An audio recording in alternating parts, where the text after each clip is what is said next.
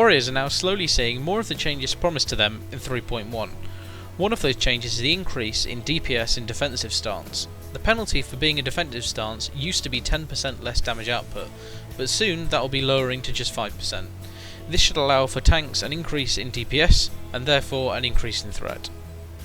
One of the other changes that have been reported for Warriors is the new ability called Shattering Throw. This will allow the Warrior to do a moderate amount of damage, remove any invulnerabilities, and lower armor by 20% for the next 10 seconds.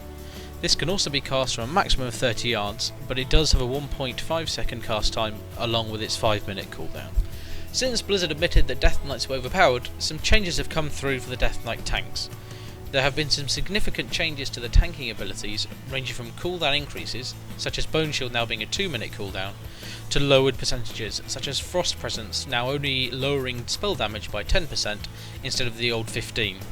For a full list of changes and alterations, see the link in the description. One of the more fun Death Knight talents, named Shadow of Death, will be removed from the game in 3.1. This is due to it being too hard for the developers to maintain, and therefore has been removed to allow developers to spend more time on more important changes. The achievement Brew of the Year has been removed from the Brewfest Meta achievement.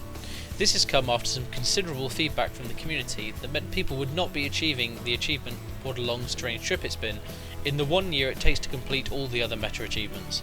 This will now mean that Death Knights are still able to finish and get the Proto Drake this year rather than having to wait till Brewfest 2010. There have been some fast changes to the Ring of Valor arena over the past week, such as the initial gates being removed and the firewall breaking Fear and Sleeps.